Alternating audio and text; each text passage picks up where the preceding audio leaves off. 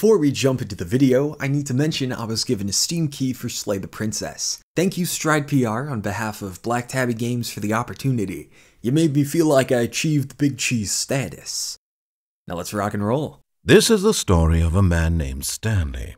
The Stanley Parable is a goofy commentary about player choice. Your co-workers have mysteriously gone missing, and with the help of the narrator, it's your task to see the story to its conclusion. You certainly can follow the breadcrumbs to its planned ending, but you can also playfully disregard the objective and exercise your free will.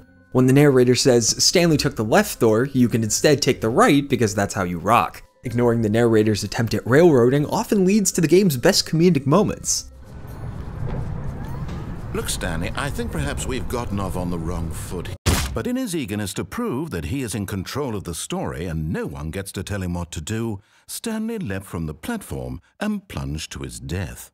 Good job, Stanley. Everyone thinks you are very powerful. It's a game that takes note of the player's desire to rebel against the story and works it into the core of its experience. But while it does make fun of the predetermined nature of a narrative game, it also shows how the player is never allowed to truly exert free will. After all, the only way you can engage with it is in the options it presents to you. There may be 19 different endings in the base game and over 40 in the Ultra Deluxe version, but there's still endings that have to be programmed in. The Stanley Parable uses that absurdity as its punchline to its comedy, the professional, classy narrator losing it over your deviations from his perfectly good story is comedy gold. He handles it with grace. Stanley was fat and ugly and really stupid. He probably only got the job because of a family connection. That's how stupid he is. That or with drug money. Also, Stanley is addicted to drugs and hookers. But this title got me thinking, what would a game that took that concept seriously look like? One that acknowledges this element, not for laughs, but to pose uncertainty. And that question was answered in Slay the Princess.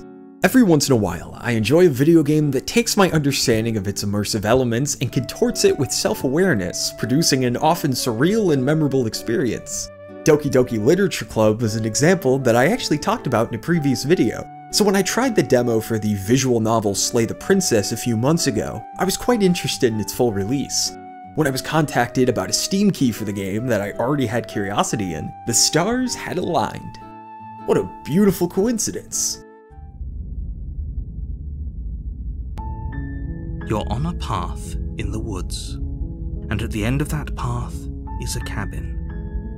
And in the basement of that cabin is a princess. You're here to slay her. If you don't, it will be the end of the world. These are the lines that start a chapter. That initial concept is as straightforward as they come. It's in the title, after all. But not even 5 minutes in, the game's taking into account our questioning of this premise. Why do we need to kill a princess? Can we get more clues or context to the situation so we can understand why this seems like the best course of action? The narrator says no, its specifics don't matter. Do what you were told to do, questions are a waste of time. This set me off balance. We have not taken a single step and already there's an uncertainty growing for our storyteller. And you're not the only one who voices that uncertainty. Another chimes in, the voice of the hero.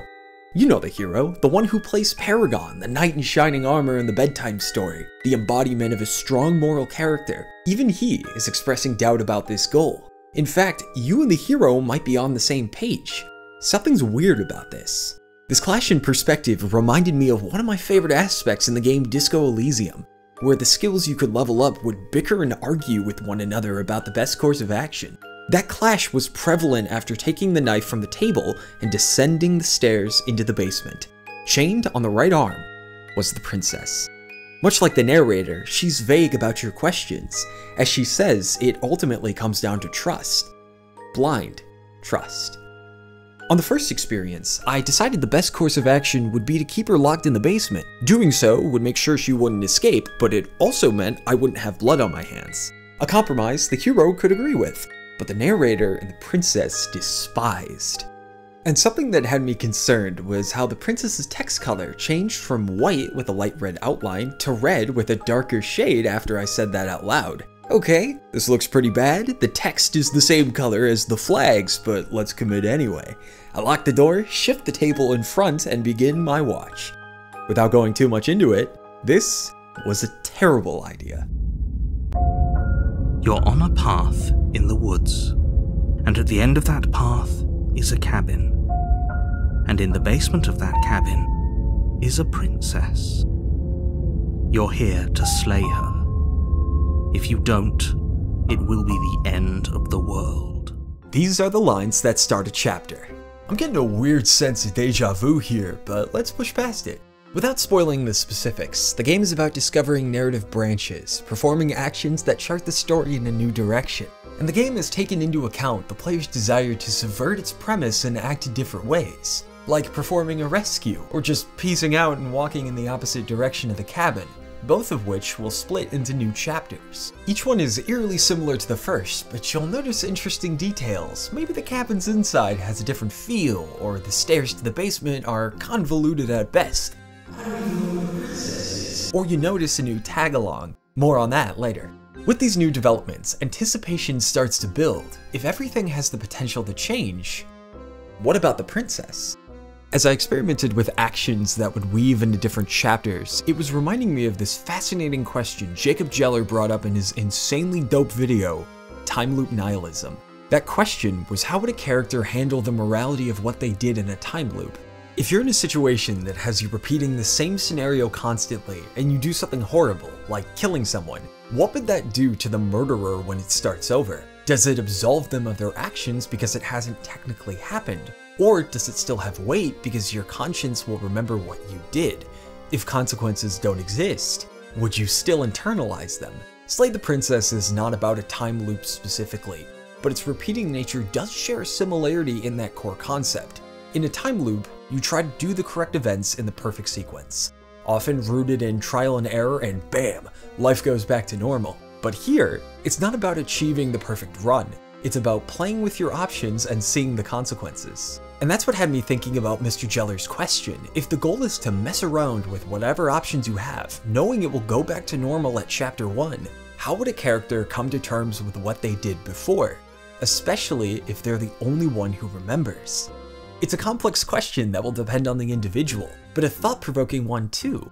I think Slay the Princess has a solid suggestion for an answer. Disassociation.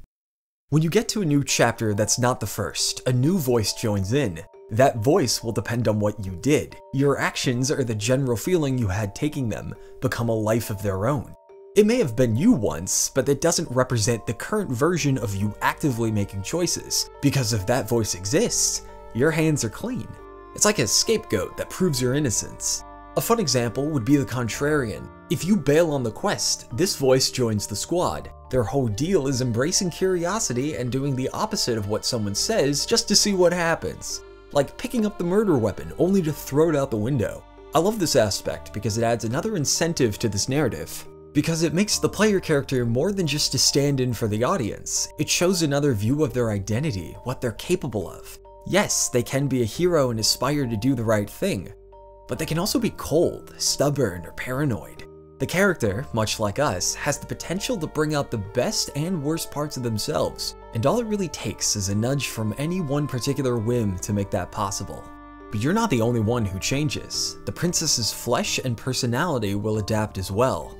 A creative choice that adds to this is how both the actors for the princess and the narrator/player character are the same. The only thing that changes is how they deliver their lines, which shows the quality in their performances, but also the distinction if we compare how they start. I've been trying to talk about the game without giving spoilers, as most of its parts are best experienced firsthand. I want to mention one in particular, my favorite of the narrative paths, and the chapters, The Adversary and Eye of the Needle. Feel free to bail if you don't want any spoilers, I totally get it. But if you're sticking around, good to have you. Let's do this. This route begins if you show doubt in slaying the princess, giving enough time for her to counter. The two of you trade blows for a while. Eventually, internal bleeding gets the better of you, but you guarantee that if you go down, so will she. And as you both lie on the floor, you look into each other's eyes, and I want you to keep this line from the princess in mind. This was fun. The two of you eventually sink into death's embrace. You're here to slay her.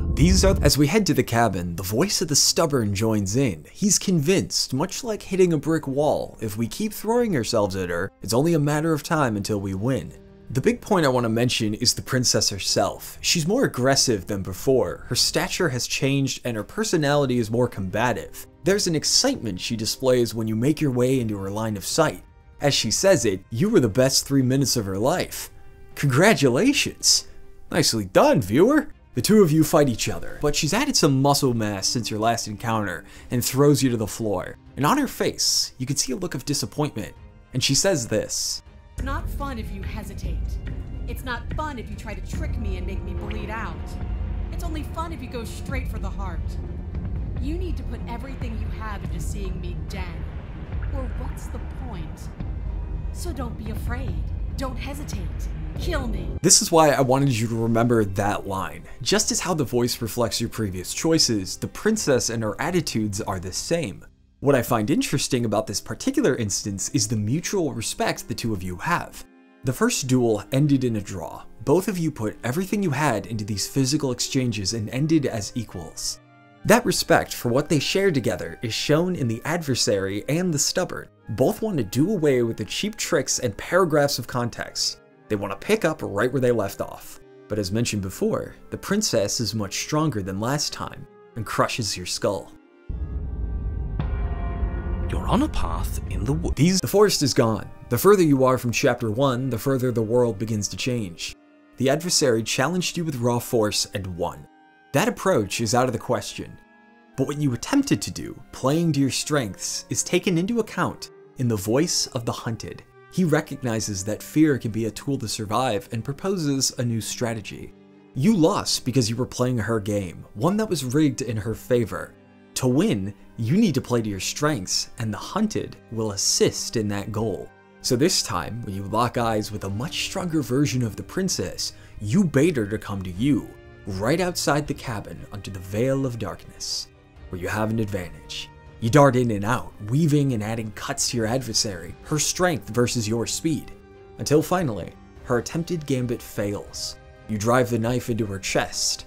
As you lay on the ground, she looks at you with a satisfied smile and says, You've outplayed me, haven't you? The chapter eventually wraps itself up with details I don't want to spoil. But I think you can see why I wanted to highlight this. This narrative branch is an example of what I find so interesting about this title. Its repeating premise is the same, but the other bits can change, and that change is spurred by how you engage with it. Much like the Stanley Parable, it's a conversation between player and game.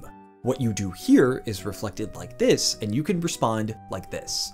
Choice and consequence has been around in games for a long time, but this is the first I've ever seen it approached this way, where the game presents its title character as the other half to a relationship.